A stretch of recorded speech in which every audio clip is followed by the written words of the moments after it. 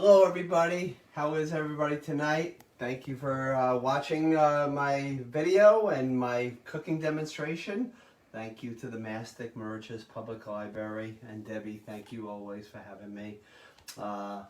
What a perfect night to have this, right? There's nothing, we can't go outside, can't do nothing. It's not a nice day, so let's have some fun with this. Please give me any questions or comments. Chris is here, okay?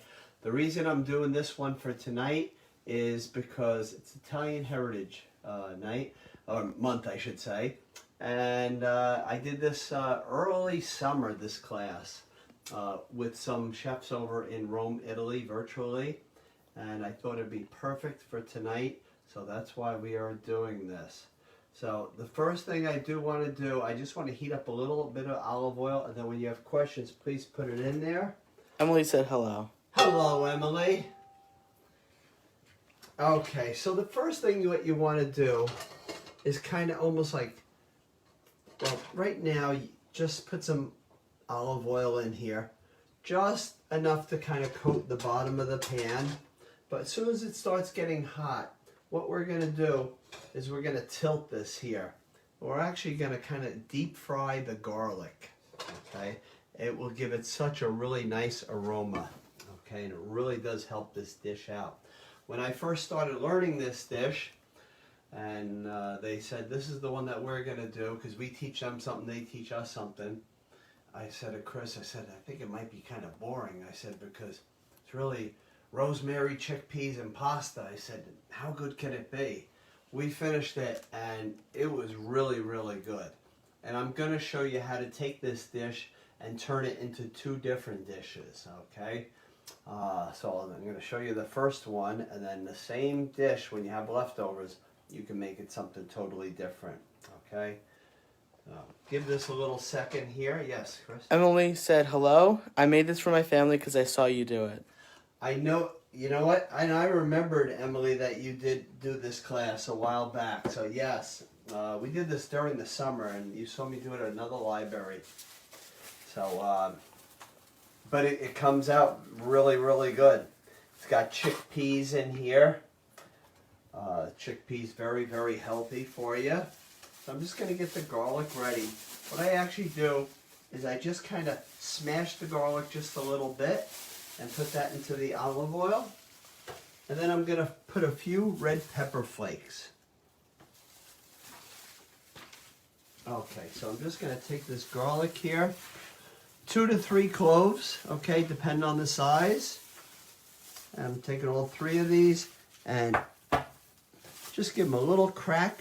And now what happens is the inside of this garlic, all that really good fresh stuff, not where it's gotten a little dry just from being peeled. This way it will go right into the oil, okay? And what I want to do is I don't want to burn the garlic. I just want to kind of give it a tan, almost just a little golden. That is really it, okay? Then I have some beautiful rosemary here that we're going to put in there as well. It's actually a very light dish, so there's no cream, no butter, so very, very healthy. All right, this is looking good. So let me just drop this in here. Just going to take this, lift that up. Again, just leave it on its side, kind of let it deep fry just a little bit, and then just a few red pepper flakes. That does give it a nice little kick to it, but you only need a few. If you like it very spicy, of course, feel free to add more. So we're just going to give this a minute or two. I have a slotted spoon. Always have a slotted spoon with you, because then you could take them, kind of toss them over too. Okay. And what we're going to do with the chickpeas, we're going to take half of the chickpeas. Those will stay whole. Half of the chickpeas I'm going to mash up either with my hands or a potato masher. Either one would work fine. Okay. So let that get nice and tan. Everybody, my Facebook page is Simply Creative Chef Rob. So if you want to go to that, you can see my schedule. We are doing a tremendous amount of classes in Massachusetts and now Pennsylvania coming up.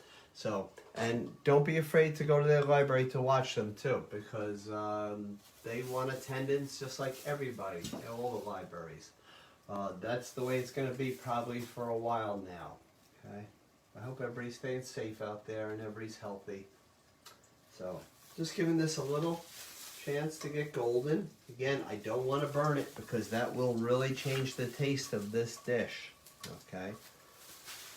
And if I want to just throw these out when I'm done, I could do that. If, let's say, I was making like a mashed potato tomorrow night and I wanted to chop it up and add it in there, okay, almost like a roasted garlic mashed potato, that would work as well. Okay. And I just kind of give them a little tossing around.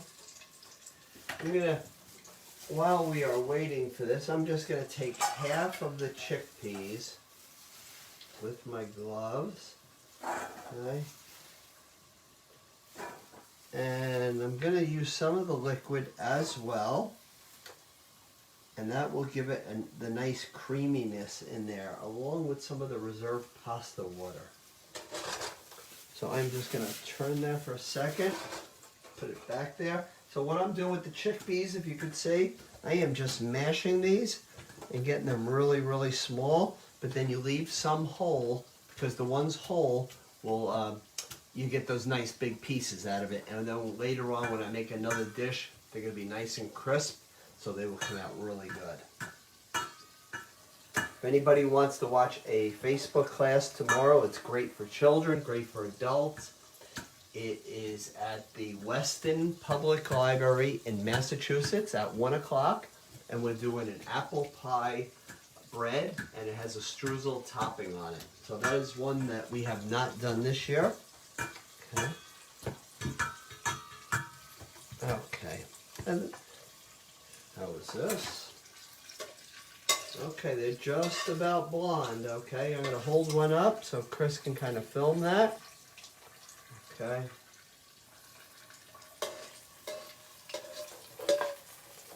Okay, that is perfect. That is exactly what I want.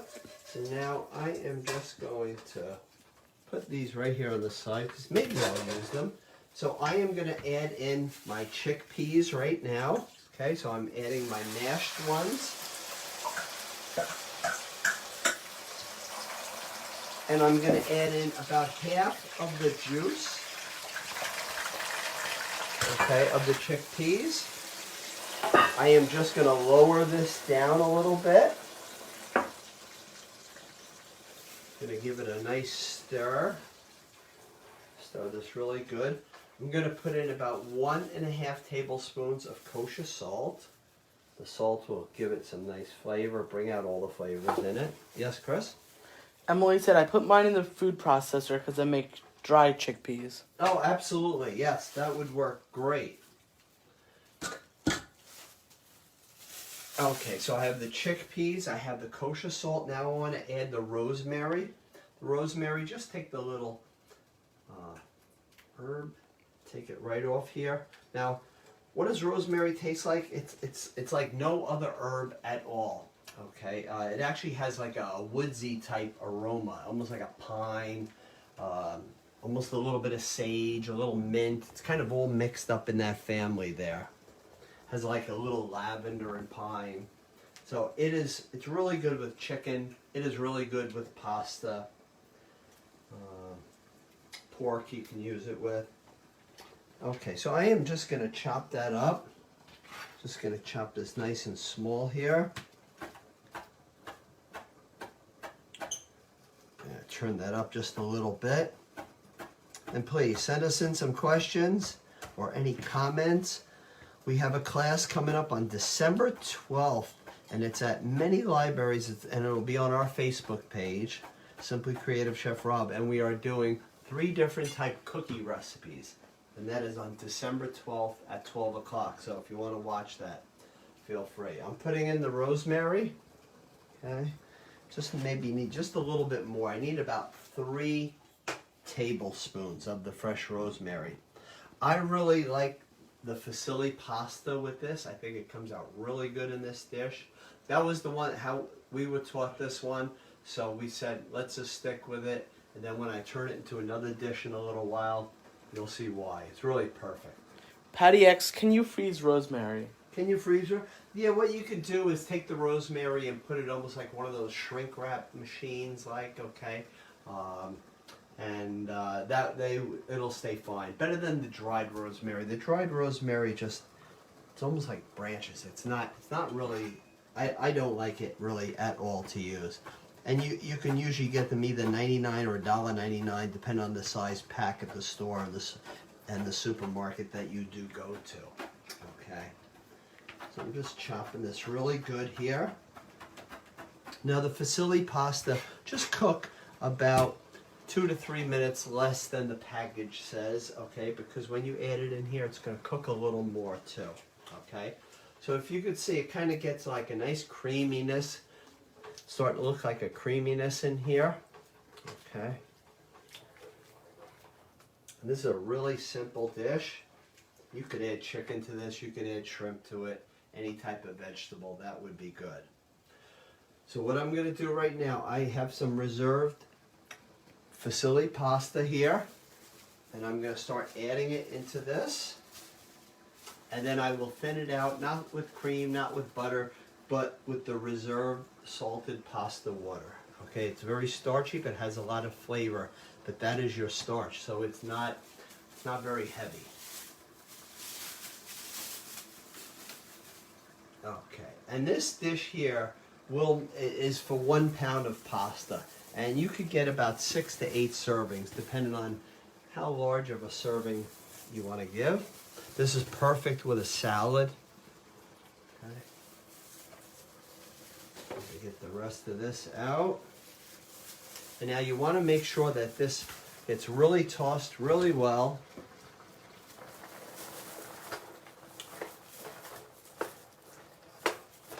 And then I'm going to add some of that pasta water, and that will give it some of that flavor.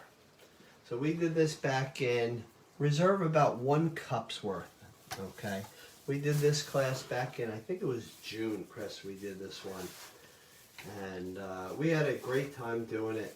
And recently well actually I should say I did, my family was out that night, but I did a virtual class with Giada. And we did a pumpkin carbonara with spaghetti, and it was unbelievable. And that was a recipe that I kind of looked at and said, how good is it going to be? It was unbelievable. It was so good. I did it last night at the Hicksville Public Library, so if you want to see that dish, you can go to their Facebook page to see it. And if not, I'm going to be doing that again in Kamsawag in November. Okay.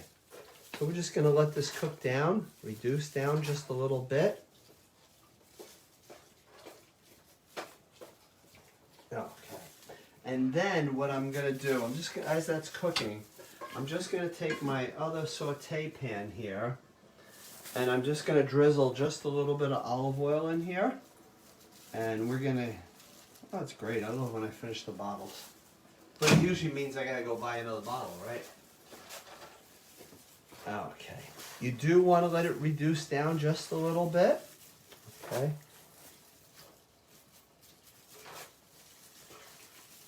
Now in like central and southern Italy, it's more olive oil, and from Florence to northern Italy, they use more butter in their dishes.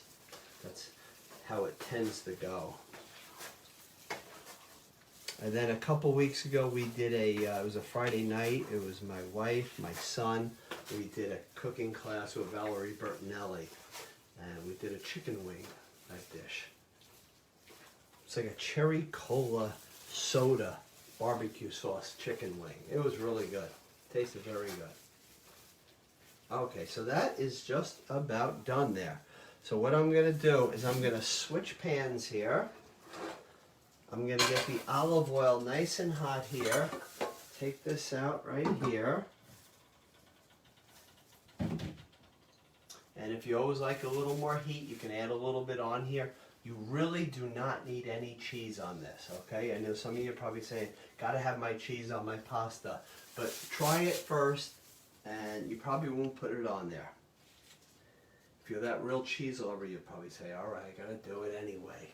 Okay, a little bit of kosher salt just to finish this off and bring out the flavors. And then let's say you have this left tomorrow. just reserve just a little bit of this pasta water because you can always kind of just heat it up in that, okay? Instead of just like putting it, say, in a microwave or something like that. Yes, Chris? Patty said, I made the stuffed acorn squash last night. It was so delicious. Oh, that's great. We did a stuffed acorn squash the other day at the North Trails Library in Pennsylvania, and it had apples, it had walnuts, and cranberries. So if you go on their Facebook page, you'll be able to see the one that we did the other night. Okay. Now, if you have some children, grandchildren in Mastic Shirley, I'm doing some kits for the kids there and the families. So check out the library, okay? Almost every month they've been doing that. So really go to the library and look, okay? Okay, so this is getting nice and hot. This is when Chris knows to stand back. Yep. He knows my track record with him. So what I'm going to do is I'm going to make sure it's sizzling hot. And then I'm going to take this and turn it into a different dish. Okay. And then on Monday night, it's on Zoom. We will be at the Smithtown Library virtually, of course. And we are doing a kibasi and red potato class, and then I'm going to do a different dish also with it. Okay. All right, that sounds like it's going to sizzle, Chris. If you notice, the camera's getting further and further away. So you're not trying to make a pancake. You are trying to just get it nice and crisp. You get the pasta crisp. You get the chickpeas crisp.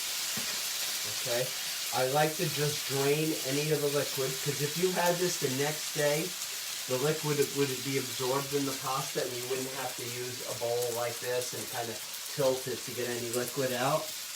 But you want to make sure that it's really hitting that pan right there, okay? We're going to let that brown, and then we're going to flip it over, and it's going to be one really great dish. So I'm going to take this one right here and just put this into my Italian bowl. Italian Heritage Month. I'm going to get these out of my way.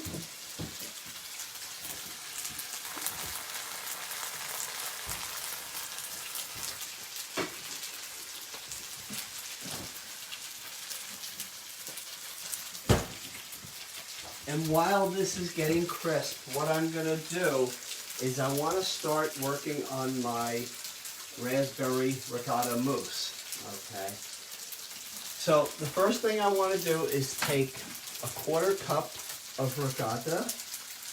Okay. Somehow it had a little bit of liquid, so I just want to drain that.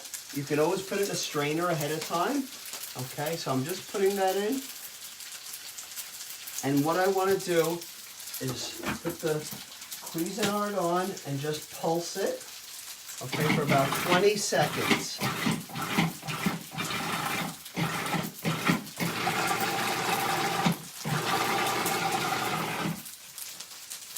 Okay, that's good. Let me just check my pasta. I don't want to burn it, but I want it nice and crisp. All right, just a little bit more. Actually, Chris, maybe I'll have a little with you for dinner. See, Chris's favorite is the crispy. My favorite is this one right here. But I'm going to have almost like surf and turf tonight. I'm going to have a little of each. Okay, so now what you want to do, you have your ricotta cheese in here. And what you're doing is you're just kind of pureeing the curds out of it. Okay, making it really nice and smooth. I'm putting in a 1/4 cup of raspberry preserves. And now we're just going to go right back to this and pulse it just until it is combined.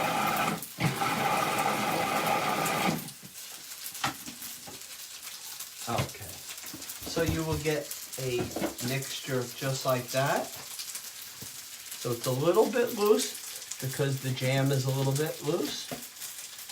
But if you put this in the fridge for a while, it'll get nice and solid. You can do this with raspberry preserves and blueberry preserves, okay? Fresh blueberries, fresh raspberries. Any fruit would be fine. If you can see, this is going to be nice and crisp right now. I'm just going to start flipping it. It almost, I'm going to hold this up right here. See how that is right there? Kind of forms a little crust to it. And you can always toss it over again. If you want it to form almost like a pancake, what I would suggest doing is taking an egg in there, okay? And that would help it. Yes, Chris? Emily asks, can you use fresh raspberries? Fresh raspberries? Yes. I am going to add some fresh raspberries in a minute. So again, I'm just going to let that get nice and crisp because I want you to see what it really looks like. I'm just going to take the ricotta and the preserves and finish putting that into the bowl right here.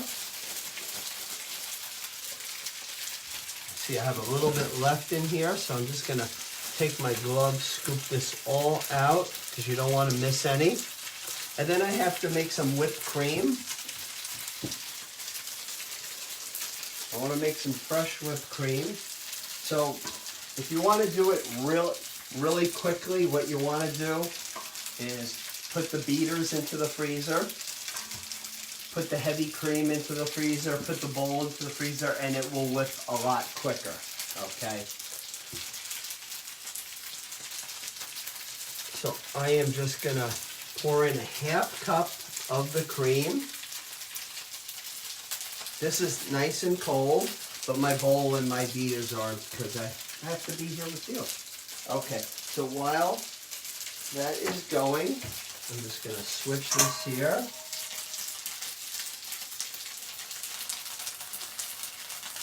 Put this right in here. Okay, so I'm going to keep an eye on the pasta, but I'm going to start beating this.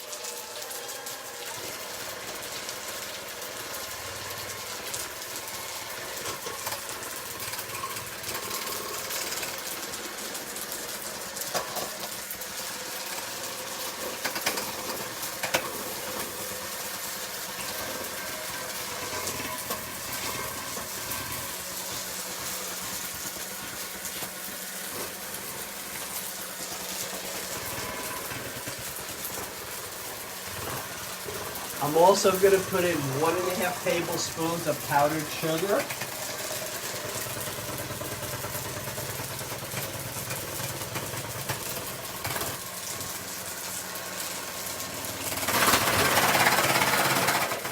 Whoa, it's getting away from me. That one just got loose. Okay, I'm going to bring that back. Okay, after this is nice and thick, I'm going to add in the fresh raspberries to this, and then we fold it into the mousse. Okay. Is that the way you like it, Chris? Yep.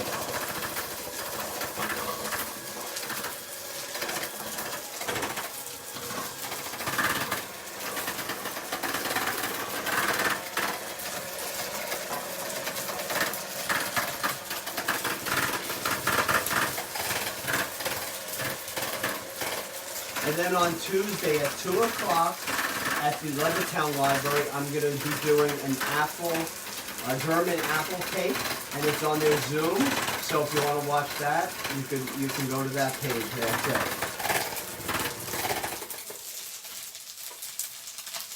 it. Okay, now I am going to add the fresh raspberries in here. Again, you could change this with any fruit that you would like. Blueberries, strawberries, raspberries, blackberries. But just use the same type of jam or preserves, okay? Gonna get this nice and crisp. So this is exactly how you would like to do it. Now the chickpeas are nice and golden brown, if you could see this here. Okay, so they have a really nice crunch to this. So I'm just gonna turn that off and put this on our serving dish right here.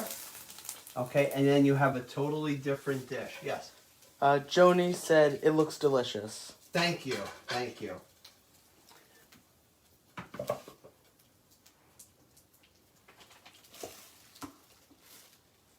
Okay, and then I'm going to add in about a 1/4 cup of the fresh raspberries. These were fresh raspberries back in the summer, and then what I do is I put them in the freezer. So you want to make sure that you get any of the liquid out, okay?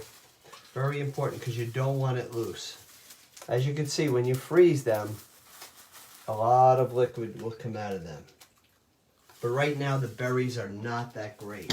So I am just putting these right in here. You could blend them up, or if you like that nice full taste of a berry, it's really good just like that. Okay. I'm just going to mix this here, and then we're just going to fold this in with the ricotta.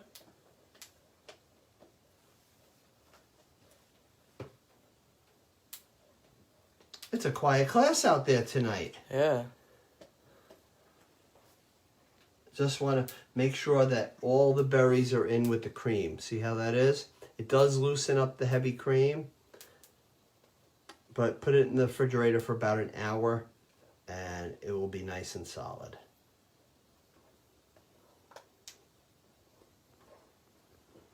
Okay, I'm going to add this right in here now. Chris, we're just going to get this folding in here. We have a comment from Steve. Yeah, Steve. Steve said, from the other night, the acorn squash dish was great even without the brown sugar in it. It was sweet enough. Okay, that's great. I'm glad you made it. Yep. I love when I hear everybody make some of the dishes that I've made. Especially when they come out good. Yeah, that's when it's really good to hear it. No, but if you ever have a problem with one of them and you're on the next day's class, let me know because I'd like to maybe find out what went wrong or something like that. Okay, so this is just about folded in. Okay,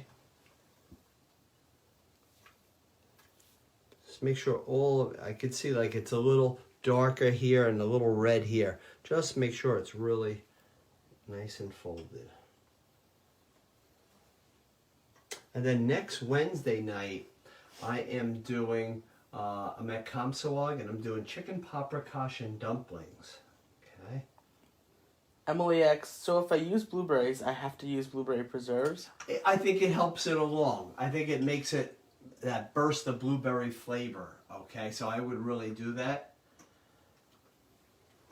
Not that it's going to be wrong if you have a mixed berry one. That would be fine because you could always take a few blueberries, a few strawberries, a few raspberries, and then get like a mixed berry preserve and do something like that as well. Okay, so this is our raspberry mousse. And then I like to put them, you know, if you don't want a big dish, you put them in something like this, okay, or a little bit larger. But I would say you would get a nice 6 to 8 servings out of this. I'm going to leave this one in the refrigerator so it can get nice and firm in there.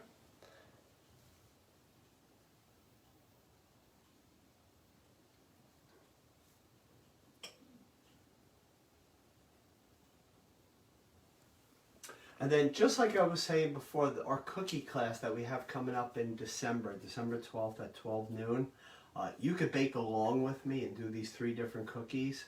And then in January, I'm doing 2 really big events. It'll be on Facebook, and they will be on Saturdays, and it'll be like 3 o'clock. And it's towards the end of the month of January and February. So I'm going to do 3 different total dishes. Okay.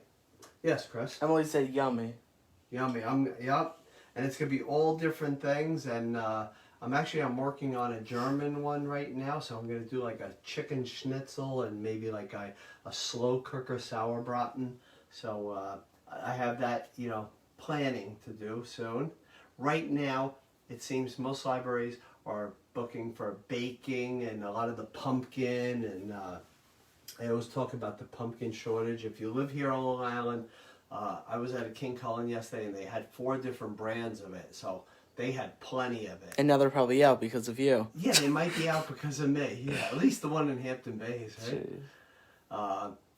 But also Sam's Club has been having it, and then also Lidl has been having it as well. Okay, I've had some people put comments up saying that Lidl's been having it. So it's kind of a hit or miss. Anybody else? Any other questions?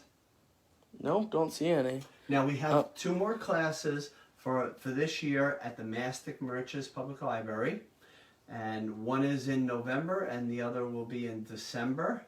We still, I believe, we have to plan out those menus. But just go to my Facebook page and every Sunday night and it will say the different dishes we're doing. Yes. Aunt Prudy said, looks so good. Thanks, Rob and Chris. You're welcome. And Emily said, tomorrow I'm making my cowboy pizza cookie. I will let you know how it comes out. Please. Yeah, the other night we made cowboy cookies. And Emily, who was on here with me just about every night, thank you, she wanted to take it and make like one giant cookie. So I had never done that. I've always made like the 18 cookies. So we're going to see. Emily's going to report and let me know. And I told her, I said, you may have given me a whole new class now. And I missed a comment. Patty said, slow cooker sour bun is delicious. Great. Maybe you have a recipe you could send me. No, I have one, but yeah, it'll be great. It'll have to cook for like 8 hours, but I'm going to show you all the different ingredients that's going to go in it too. So I was thinking of doing that, a chicken schnitzel, and then maybe red cabbage with it. Do something like that. Yes. Emily said, good night, Chef Rob and Chris. Good night, Emily. Yep, thank you for watching. Hope to see you tomorrow, or hear from you tomorrow. Everybody, thank you for always watching my classes. And I have that new apple pie streusel bread tomorrow at 1 o'clock, and that's at the Weston, Massachusetts Library, and it is on Facebook. Okay, so please go there, visit it, and because I know we have people from there looking at the Mastic Mauritius Library too. So it's a great time. I have people from Chicago. They look at Chicago libraries. It's virtual now, so you can just go all around the country and look at all the different things that are being offered. So thank you, Debbie. Stay well, and thank you to the Mastic Mauritius Library. Have a great night, everybody. Bye-bye.